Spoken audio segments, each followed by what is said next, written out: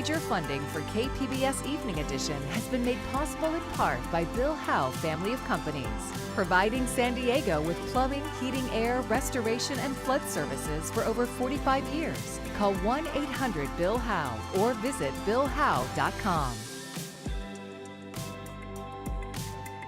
And by the Conrad Prebys Foundation, Darlene Marco Shiley, and by the following.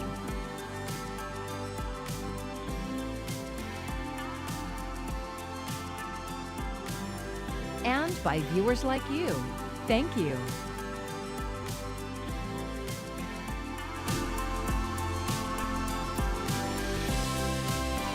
Thank you for joining us. I'm Maya Trabulsi. If the ongoing Tijuana River pollution has affected your business or changed how you live at home, San Diego County wants to know. KPBS environment reporter Tammy Murga says a new county survey will measure the economic impacts of the sewage crisis on residents and businesses. If you drive around Imperial Beach, there is so many for rent signs everywhere. Like, this smell is driving people out. Diana Santana grew up in Imperial Beach, aware of the Tijuana River sewage crisis. But in recent years, pollution and its noxious odors have worsened. It's made so many parts of Santana's life difficult, including her job as a property manager. Since 2014, I have not had this many vacancies. Right now we have over 14 vacancies, and this is summertime. Summertime is usually the hot season. The county is looking for testimonials like Santana's. Officials announced today the launch of a new survey to evaluate how contamination and beach closures have affected businesses, tourism, and other public costs over time. Santana hopes the survey results will help bolster efforts to permanently end the sewage crisis, rather than provide compensation to impacted businesses. I don't think money is going to save IB. I think what is really going to save IB is actions and solutions to what's going on. The county was unavailable for an interview. In a statement, it said, quote, "The findings will help guide future funding and long-term solutions." The survey is available at TijuanaRiverEconImpacts.com. It will remain open for about 4 weeks, and findings will be published this fall. Tammy Murga, KPBS News. Well, taking a look at tonight, we're dropping down into the low 60s, starting with some clouds. We'll see some clearing, but also the June gloom is upon us, even though it's not quite June yet. That marine layer, we're going to see some changes, but not quite yet. I'll break down what to expect for the end of the week and heading into the weekend coming up. San Diego County is changing the way it pays for homeless case management. The effort is expected to save taxpayer money without cutting back on services. KPBS Penner fellow Emmy Burris found out what's changing. The county's Office of Homeless Solutions will now charge the state's low-income health insurance program, Medi-Cal, for its case management work. The County Board of Supervisors voted to expand a pilot Medi-Cal initiative last week. Vice Chair Monica Montgomery Stepp said this program will fund an estimated 78% of case management for homelessness in 2027. Under this new system, our county's homeless outreach team can actually bill for the work that we are already doing. Housing navigation, case management, and getting people off the streets and into stable housing. Deanna Beck is the director of the county's Office of Homeless Solutions. We anticipate when we're by the end of 2027, when we're really fully up and running, hopefully serving about 800 households on any given day. Beck says Medi-Cal will reimburse certain housing and moving costs. Beck's office will still support people who don't qualify for Medi-Cal through county funds. This is the first way the county is utilizing the Medi-Cal initiative to save costs, but they're exploring additional options as well. And if there's a way that we can bring down these dollars from the state and federal level into our local community to help people's lives, I think it's really important that we move forward and do that. Emmy Burris, KPBS News. Did California's gun laws play a part in limiting the impact of last week's attack on the Islamic Center of San Diego? KPBS reporter Andrew Dyer says it depends on who you ask. Video from the live stream of the attack circulated online after the shooting. Experts tell KPBS one of the firearms visible in that video is a semi-automatic Ruger Mini 14. California's assault weapons ban prevents these rifles from having certain features. They can't have a pistol grip or a forward pistol grip. They have to have a fixed stock and be at least 30 inches long. Magazine capacity is limited to 10 rounds. And from everything that I saw from the video, it looked like it met those criteria and looked like a very stock firearm that you could purchase at many dealers here in California. Steve Lindley is a policy advisor for the gun control organization, the Brady Campaign. He also ran the Bureau of Firearms for the state of California for 8 years. He says altogether, the state bans features that make semi-automatic rifles more deadly, especially limits on magazine capacity. If you have 10 round magazines, you have 10 rounds to shoot before you need to change magazines. If you have a 30 or 40 round magazine, again, you can shoot 30 or 40 rounds before you need to reload. 3 people were killed in the attack, including an armed security guard. Michael Schwartz is the executive director of the San Diego County Gun Owners PAC.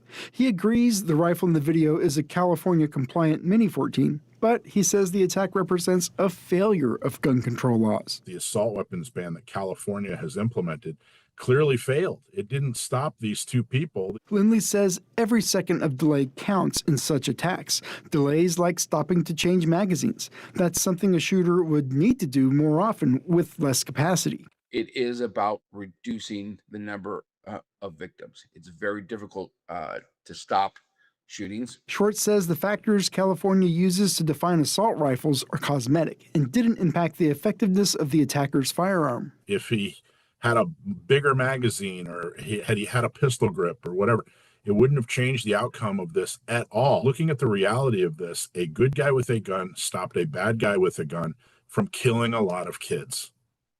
Full stop. The San Diego police and the FBI haven't confirmed what specific types of firearms were used in the attack.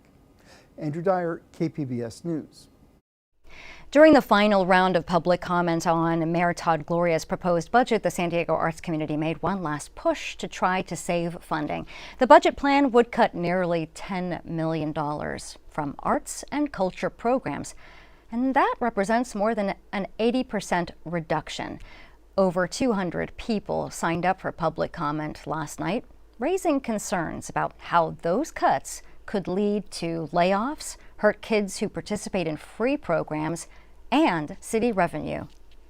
If this office is cut, that means more children without programs, without arts, without libraries, without recreational centers, few safe places where they can learn. All the programs that generate revenue and bring in funding to our city nonstop, like it's part of the city's own strategic plan to make this a cultural destination. What kind of a cultural destination are we going to be with no culture, with no programming, with no arts? And those cuts are part of a larger effort to close the city's projected $118 million budget deficit, which also includes cutting library hours, city positions, and scaling back infrastructure projects. Some concerning news for parents. Researchers are warning that the U.S. is experiencing a reading recession. Lee Waldman explains why school-aged children's reading test scores across the country are stagnant or even falling. 83% of school districts in the U.S. has seen a decline in reading achievement since 2015. Harvard professor Dr. Tom Kane and his partners at Stanford and Dartmouth created the Education Scorecard, a real-time window into how students and local school districts across the country are learning. What they found, only 5 states plus the District of Columbia had meaningful growth in reading test scores from 2022 to 2025. Nationally, students are nearly half a grade level behind pre-pandemic reading scores. The pandemic was just the mudslide that followed 7 years of gradual erosion in student achievement. The Education Scorecard found over 100 districts are defying the trend and seeing improvements in reading. In the 2025 school year, West Baton Rouge Parish Schools earned its highest performance score in its history.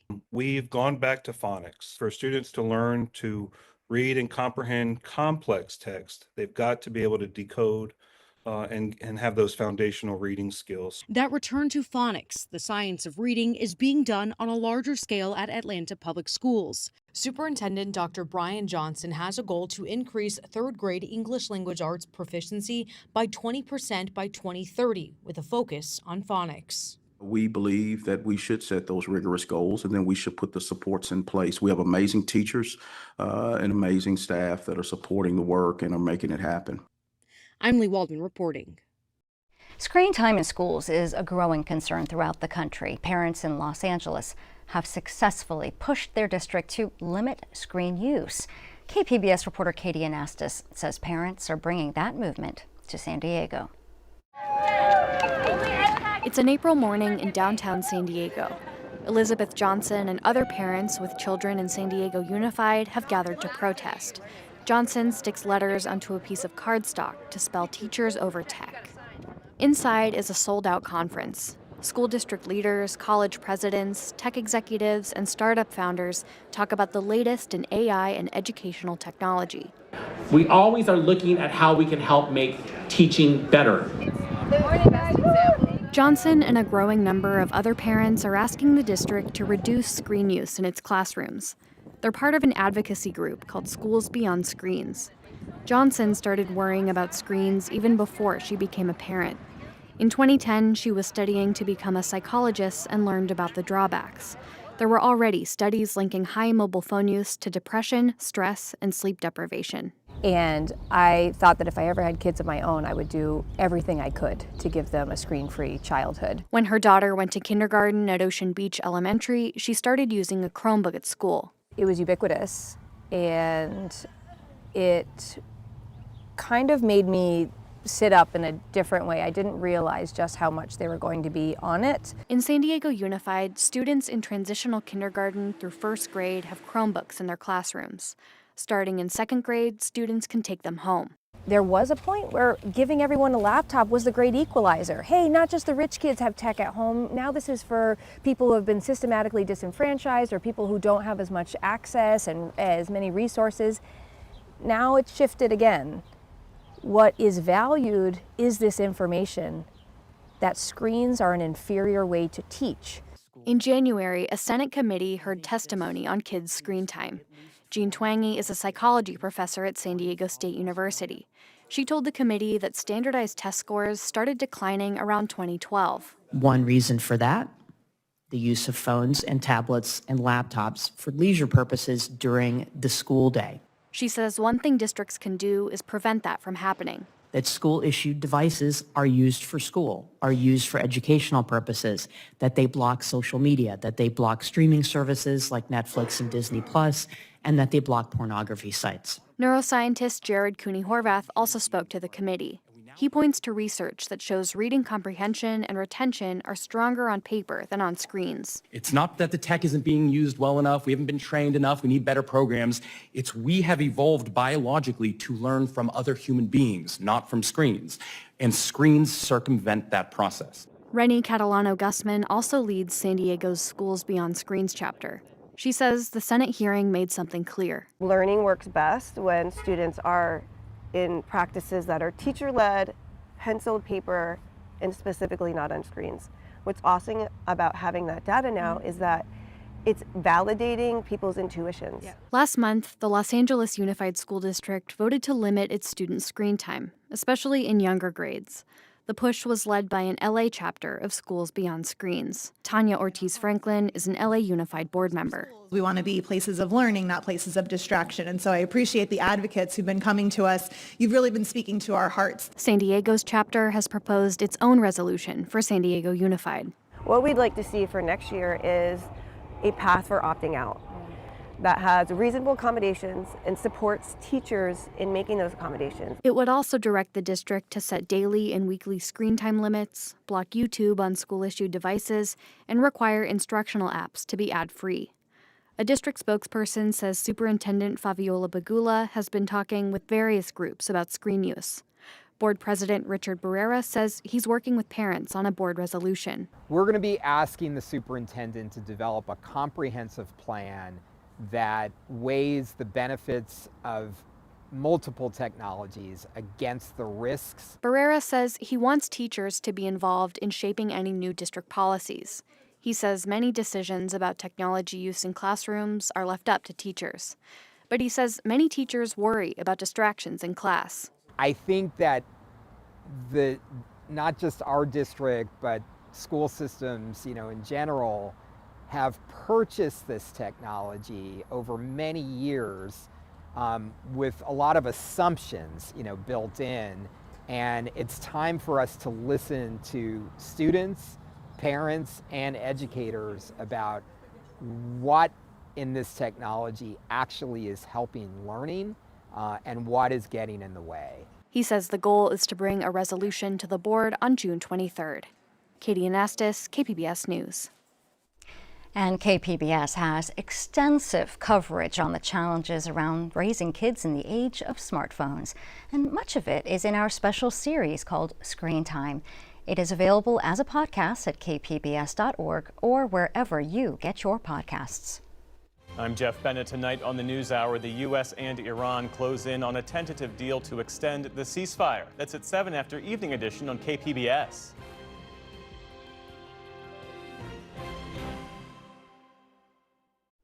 California's June primary is this upcoming Tuesday, and with that in mind, Governor Gavin Newsom signed a bill to provide additional protections for poll workers and voters. The law, which took effect immediately, prohibits any person, including federal agents, from accessing voter rolls or election technology without a court order. Governor Newsom says the law is a response to, quote, legitimate anxiety about interference in the midterms by the Trump administration. So it's in that spirit that I'm signing this, sober about what we're up against, sober about the fact that acolytes for the Trump administration are actively encouraging ICE to go out, just as ICE did on Election Day last November. Law enforcement officers are restricted from disrupting election workers, except in public safety emergencies. President Trump triggered a national redistricting frenzy ahead of the midterms when he urged Republicans in Texas and elsewhere to redraw their districts to help the party retain control of the U.S. House of Representatives. California redrew its own maps in response, including San Diego's 48th district. Meanwhile, there's a very crowded race to become the next governor of California. Newsom cannot run for a third term. A few months ago, the race was projected to possibly come down to 2 Republicans, which would be a rare sight in the typically blue state.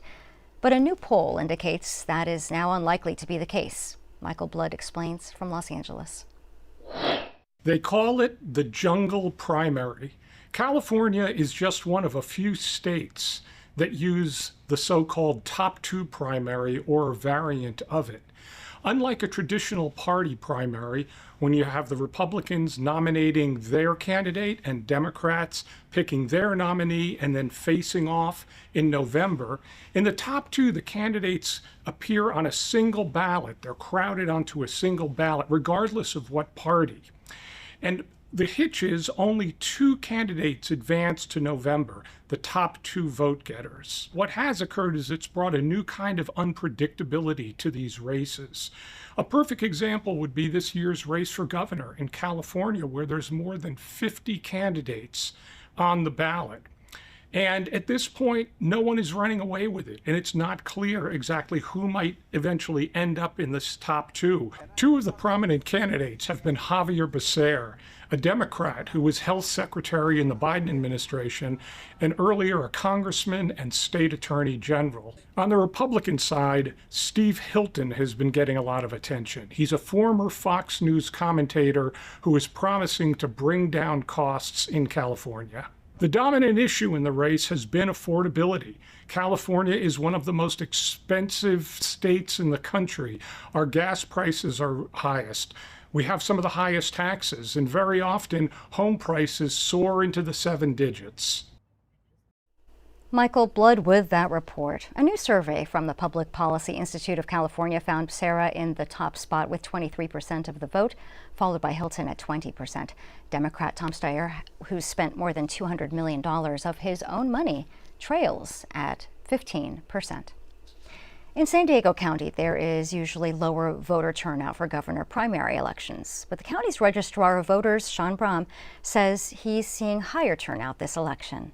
We're seeing a slightly higher return rate than the March 24 presidential primary and a slightly higher rate than the 2022 gubernatorial primary. As of today, the Registrar of Voters has received over 316,000 mail ballots and more than 1,800 people have voted in person.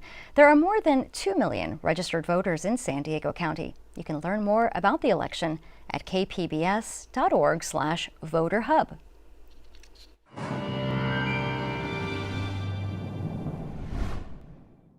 Well, the marine layer has been a big story this week and recently. That June gloom, even though it's still technically May. Well, some changes are coming, but the rest of the week, we still have to deal with that deeper marine layer, more of us seeing the low clouds and the fog first thing out the door. So just a heads up, but some improvement is on the way for some of us. Now, temperature is also going to be warming up sooner rather than later. We still have some rain to talk about, but next week we dry out once again. So let's take this piece by piece, starting with what to expect tonight. So a lot of the rain is going to be focused along the coast. It's very spotty. I'll show you future radar here in a minute. I don't want you to see the rainfall icon around Oceanside and think it's just a total washout, though we'll take any rain that we can get at this point. Temperature wise, we're in the low 50s in Ramona. We're in the low 60s in San Diego. We take you to Borrego Springs. We're in the 50s. Some rain around Mount Laguna. We're in the 40s.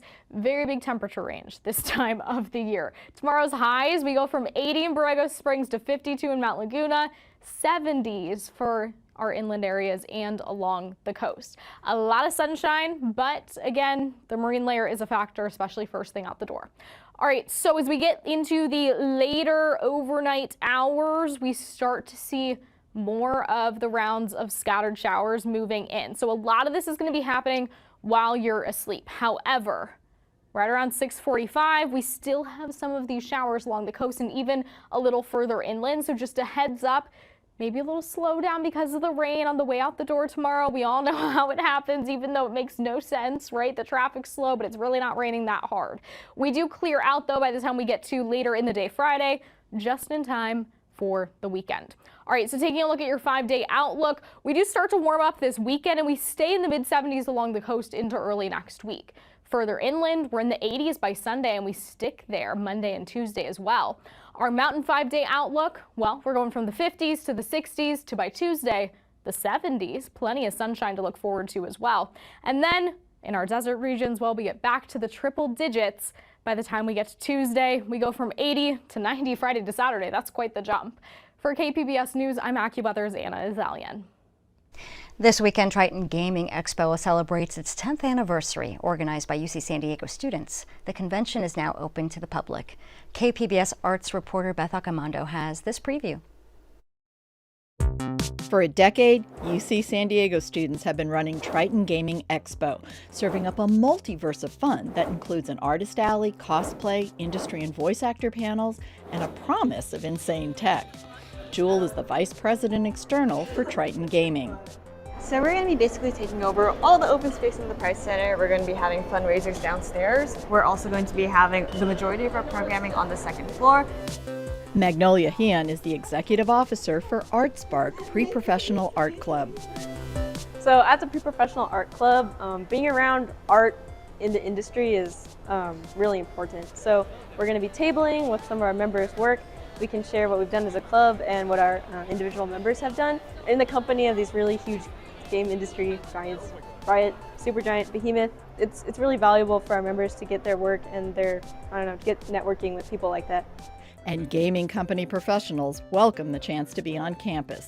A lot of them are very excited. Some of them are also UCSD alum. So a lot of them, and some of them are even Triton Gaming alum. A lot of them are really excited to kind of see what kind of art talent, as well as marketing talent, as well as all this other stuff that is applicable to this industry. A lot of people in Triton Gaming do want to go into the games industry, whether that's on the esports side or in the video game side where they are creating games. UC San Diego is best known as a STEM school, but Jewel wants to shine a light on student artists. As someone who runs a student organization that is so focused around gaming, which I think is in and of itself an art form, I think it's really important to kind of uplift these student artists, especially in a school where I feel like we kind of get sidelined. But artists won't be sidelined this weekend. In fact, attendees will be rewarded for visiting artist booths. A lot of artists organize this thing called a stamp rally. This one is specifically like transportation theme centered. We were making a Riso printed map specifically for it. I believe if you make a purchase from each of these artists, you get that as a special prize. Triton Gaming Expo takes place this Saturday and Sunday at UC San Diego's Price Center. The event is free for UCSD students and costs $12 for the public to purchase a 2-day pass. Beth Accomando, KPBS News.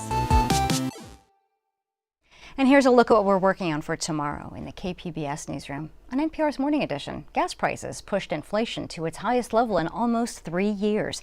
That's likely to make the Federal Reserve cautious about cutting interest rates regardless of pressure from President Trump. And KPBS Roundtable is breaking down the election races to watch this coming Tuesday in the city of San Diego. You can find tonight's stories on our website, kpbs.org. Thanks for joining us. I'm Maya Trabulsi. Have a great evening. Major funding for KPBS Evening Edition has been made possible in part by Bill Howe Family of Companies, providing San Diego with plumbing, heating, air, restoration, and flood services for over 45 years. Call 1-800-BILL-HOWE or visit billhowe.com.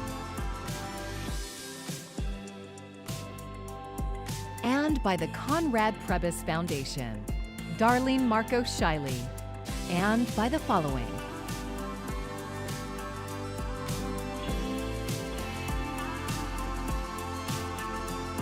And by viewers like you. Thank you.